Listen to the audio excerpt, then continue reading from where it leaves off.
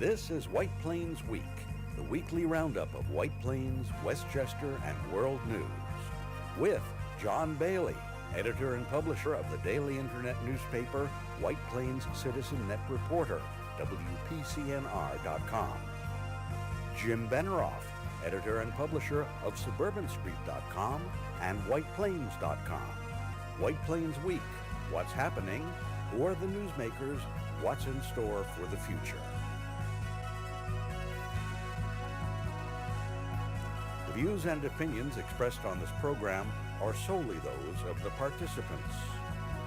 White Plains Week is presented on Optimum Cable Channel 76, Verizon Fios Channel 45, and on the internet at whiteplainsweek.com, youtube.com, and wpcommunitymedia.org. Now, White Plains Week. Good evening, Mr. and Mrs. White Plains, Westchester, and the world. John Bailey, the Citizen Net reporter, with Jim Benerofe, the Dean of Journalism in White Plains, New York. And Jim, headlines. And here are the stories for White Plains for the week of September 27th, 2019. House Speaker calls for formal impeachment inquiry of the president. City quietly adds new red light camera locations at 7 new intersections. Sales tax receipts for August, solid for Westchester County, soft again for White Plains. Radio Westchester, the county's first internet radio station, at New Rochelle begins broadcasting worldwide. White Plains schools install vape detectors in high school and middle school. Westchester legislators support gun legislation. Bronx and Westchester officials hear what MTA has to say on acquiring Penn Station access from the Bronx. White Plains man is convicted of aggravated harassment of Greenburgh Town Supervisor Paul Feiner, ferreted out by Greenburgh Police. White Plains Performing Arts Center begins its fall season. The Pope L Crawl dramatizes oppression in a crawl from 8th Avenue through Greenwich Village to Union Square.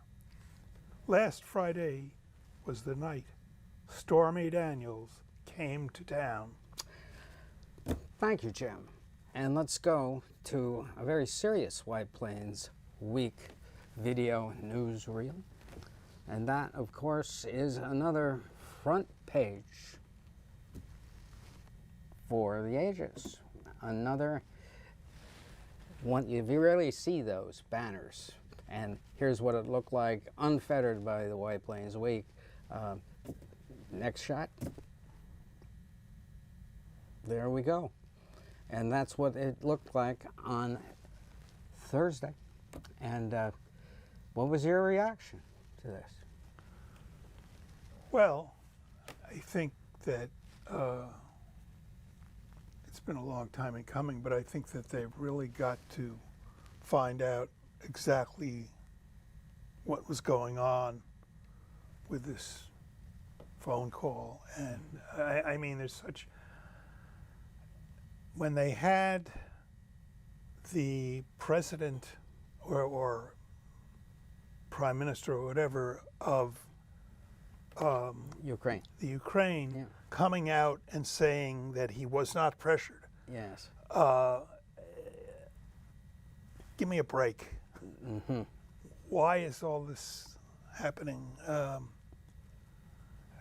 And, you know, Trump just keeps getting away with stuff, and it's time to find out what's really going on. Well, there's already, the headline today was that there's a cover-up. That wouldn't be the first, you know, and that is what's going to be interesting. Have the tapes been erased, perhaps? There was a theory that had Nixon erased his tapes, he never would have been impeached. Remember that?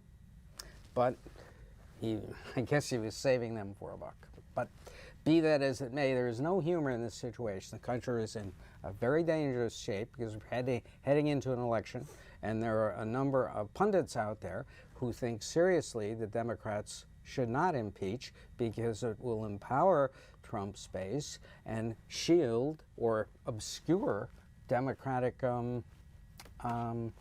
policy criticisms, which there are plenty. Climate change, the immigration problem, the incarceration of children. I mean, there are a lot of it, let alone the effect on the country's wage earners of his policies.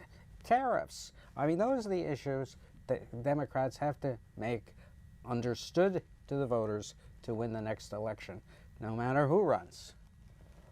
But and that's what's being lost in the shuffle here. It's been lost in the shuffle for this first 2.5 years of this administration.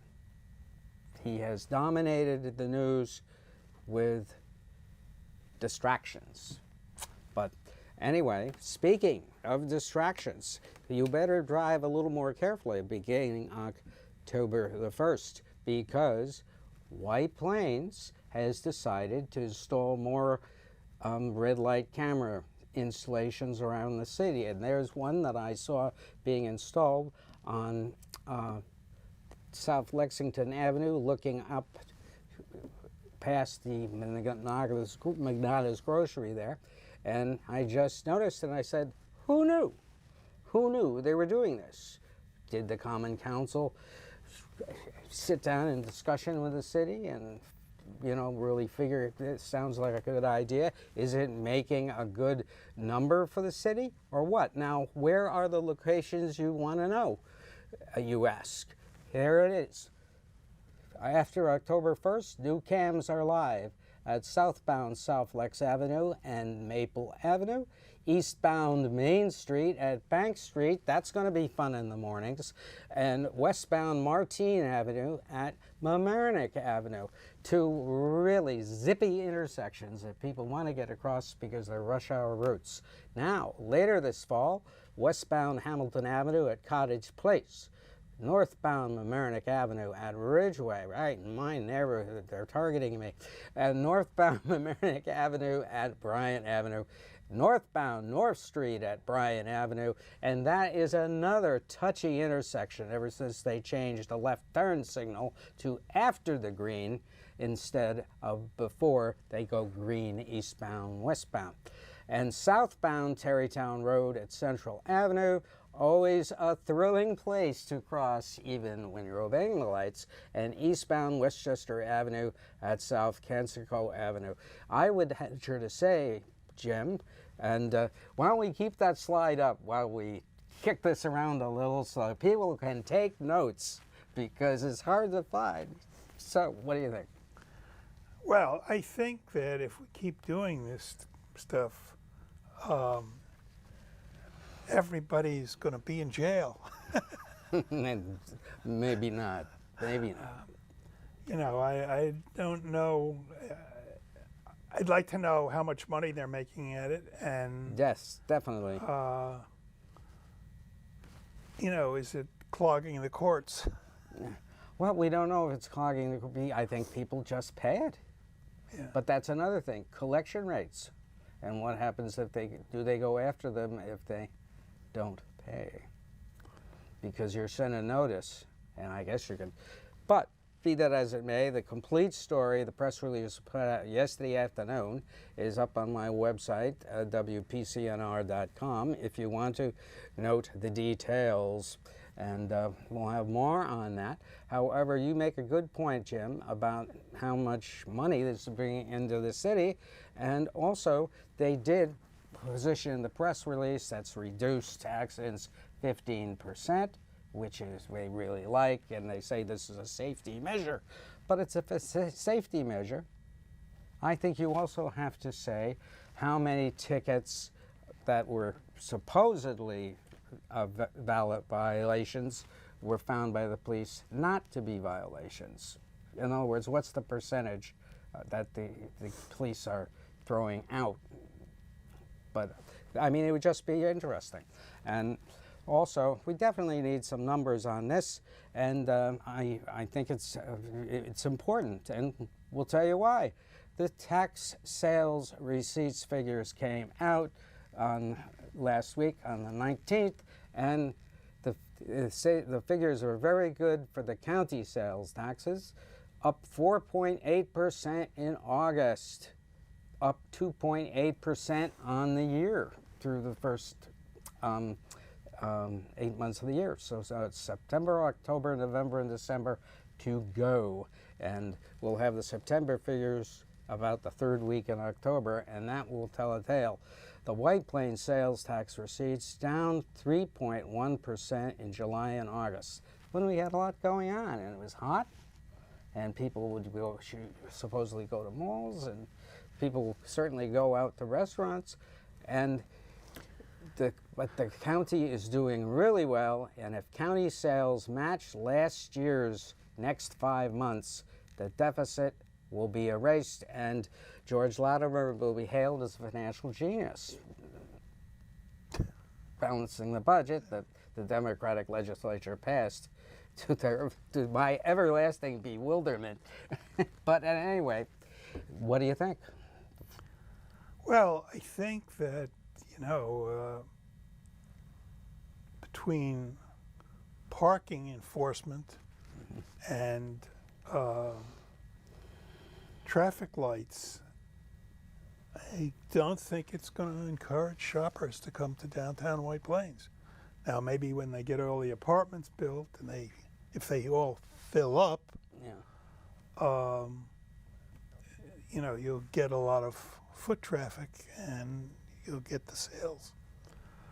Well, that was the idea. That was the idea, but the financing has not been forthcoming for many of these projects.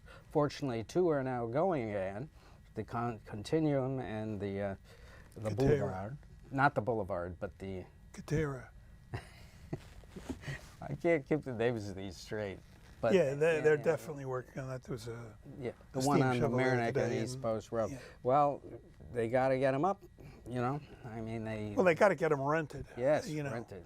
I don't know. There's a small building that went up on Fisher Avenue also that's now open. I don't know if they've rented any or not.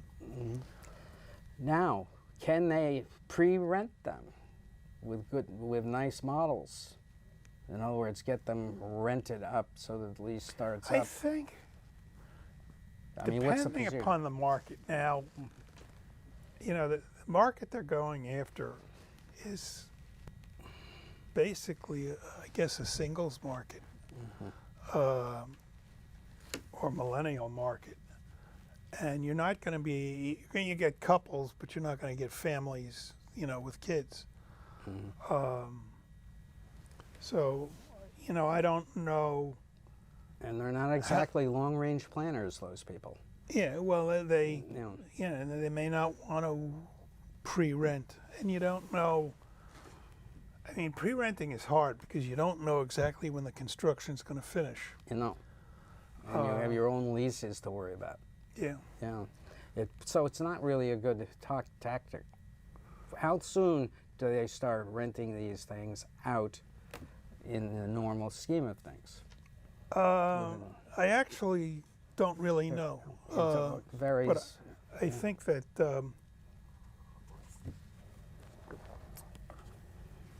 it's hard to pre-rent them. It's much easier to pre-sell a condominium. Because you're actually buying something. Yes. Well, that's why condo sales are up.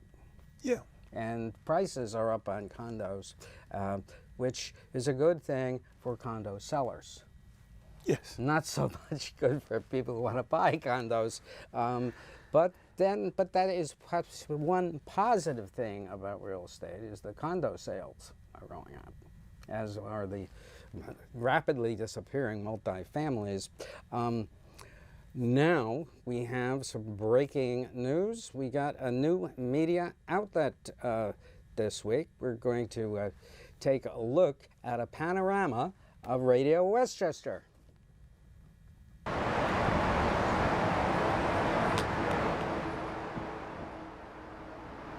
And that is the station right there, Radio Westchester. It was started by the WVOX and WFAS former radio host Bob Marone this week, and that is their neat little studio.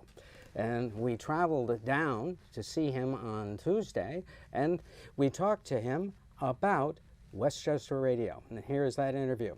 Radio Westchester it's an internet radio station, and we do a number of different things here. Obviously, we stream live, but we also podcast, and everything that we stream will be podcasted in one way or another. Special interviews will be put up on the podcast.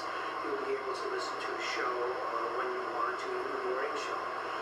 Obviously, the flagship show is Morning with Bob Marone. It is pretty much a version with a little different take of the shows that I've done at previous stations over the last 12 years here in Westchester County, with a little more opinion and a little more international flavor because of the politics of the country. But we remain true to our local roots, so much so that that's why we chose this spot. We are right dead center in the heart of New Rochelle, in one of the busiest forums the city has. Yes, it definitely is. People are walking by here all the time. The Amtrak trains stop here. Yes. And that gives you a real flavor, and it's busy. It's very busy. There's no way to park here or take a bus here. We walk down from North Avenue and not walk by this five-sided studio, which you can see. We open up the windows at 5 o'clock in the morning so people can watch radio when we're done.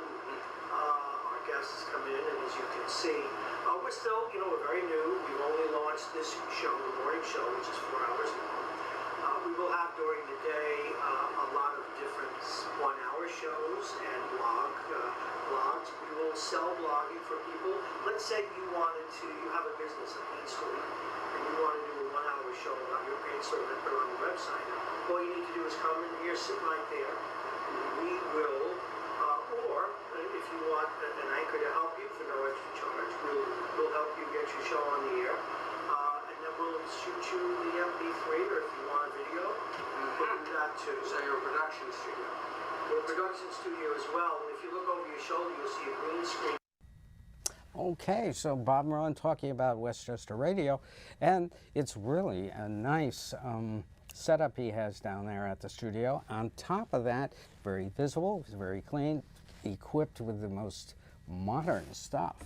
And it's can be found on westchesterradio.com. No, I'm wrong there. It's radiowestchester.com. And radiowestchester.com it streams, and you go right to it. You see it all over the world. And it's an intriguing concept. What do you think about this? It's better than a podcast because it gives you a presence. Well, technically, how different is a podcast from any other thing? Well, they're shorter. They're shorter. You have to go right in and know that it exists there. But I've never watched podcasts because, in fact, I don't even watch my own program, which people can tell.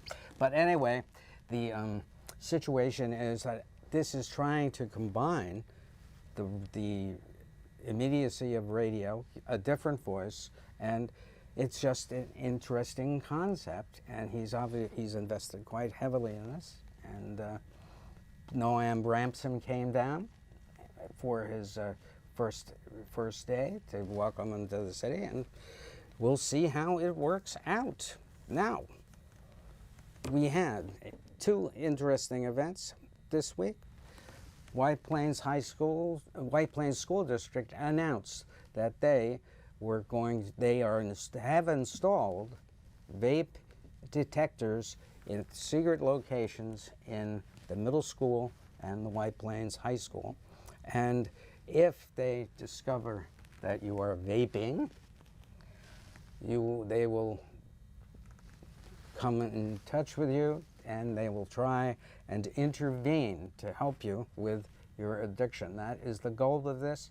Dr. Ricca told me this week that the idea is to get these young folks off the vaping problem, which is highly addictive, as we spoke about last week. And this was It's highly addictive and it's life-threatening. yes, thank you for adding that, since 8 have already died. I think that was nationwide. Personally, I think they should just cut out vaping, period. All vaping. It's just nonsense. The amount of smoke that you notice in these videos that they intake into lungs is far more than you would get from a regular cigarette, for example. But it's disgusting. Well, people walk around the streets and clouds come out of them. if cigarettes had never existed up until now, technically, I don't think they would have ever been able to get on the market. They would not have passed FDA regulations. Yeah.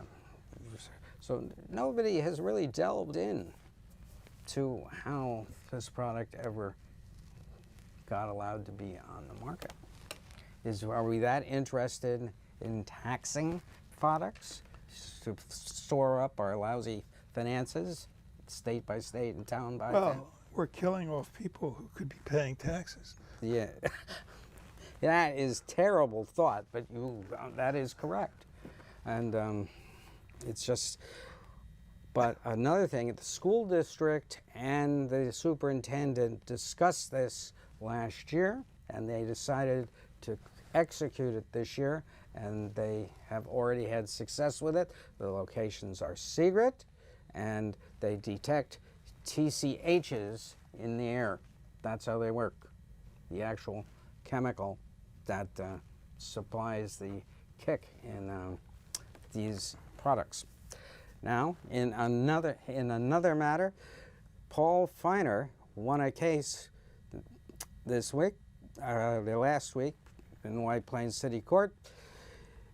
The White Plains City Court convicted a man of aggravated harassment, I believe in the second degree, for sending threatening letters to Paul Feiner back in 2017. And the key point in the letter was he threatened harm to Mr. Feiner and his family. And you can see the text of what he did say, released by the district attorney, Westchester County, and on my website, WPCNR.com. And it raises a big issue.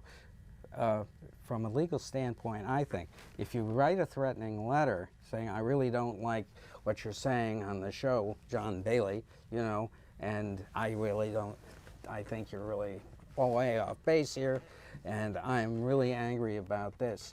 Is there a threat there? Or do you actually have to, in a sentence, as in the Feiner letter, threaten harm? That is an interesting decision. Well, I think you have to threaten harm. I think if somebody wrote to you and said, John Bailey, I don't agree with what you're saying, this is why I disagree, etc., that's not a threatening letter. No, that's not a threatening letter. And that's the way they should be handling it. That's right. If they're threatening harm, then they've got some problems. Yes, but I mean, just be warned out there. Be nice. Be rational. Don't be threatening. And if you're talking about threats, you might want to talk about the Westchester legislators' support of gun. Yes, right. That they had I think they signed off on something yesterday, and I haven't read the full details on it yet, but this is an ongoing issue. And then down in the Bronx, there was a meeting with the MTA and interested parties, notably George Latimer, Westchester County Executive, and the president, the Bronx Borough President, Ruben Diaz Jr., with the MTA to discuss when and how Penn Station access could come through the Bronx, which would be a terrific break for the Bronx, and also people on that Bronx line coming in on Metro North.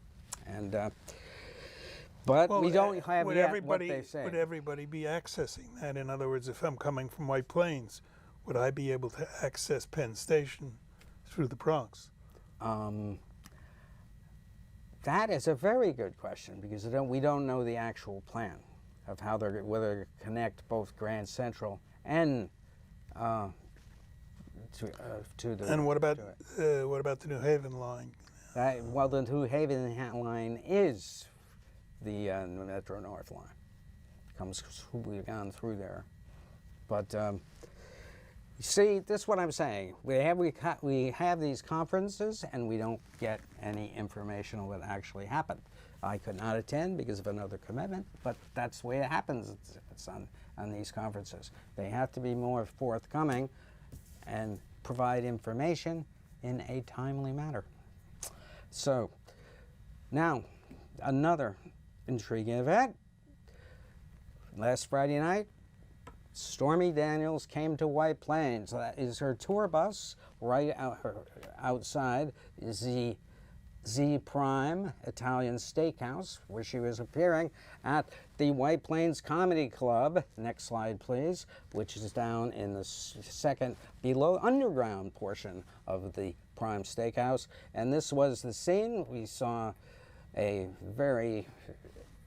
was just before the 10 o'clock when I shot this, and another next shot, that is more of this, the venue. And then we had two opening acts, and then Ms. Daniels came on, and she provided about 45 minutes of patter and anecdotes about her career, and answered questions from the audience. And my feeling is she had a really good personality and a rapport with the audience.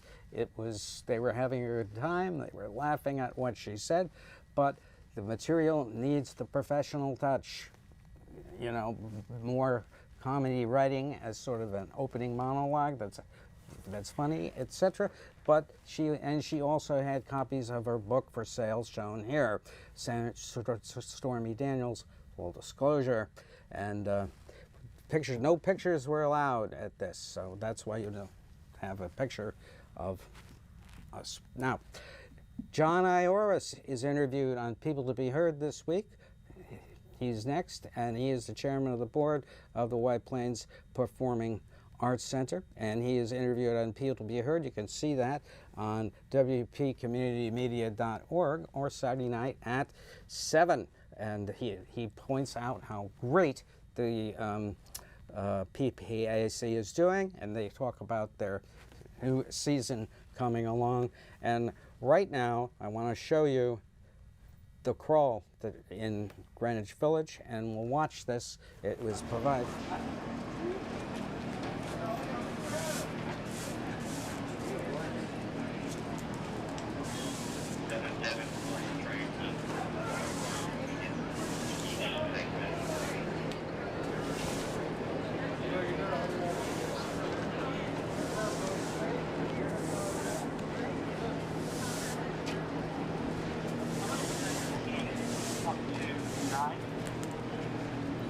This is John Bailey saying so long for White Plains Week with Jim Benerofe. This has been White Plains Week, news and commentary about White Plains, Westchester, and the world.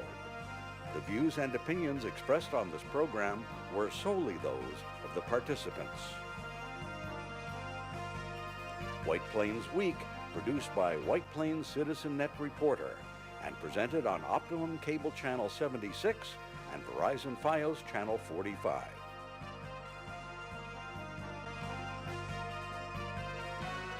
You may view White Plains Week anytime on the internet at whiteplainsweek.com, youtube.com, and wpcommunitymedia.org.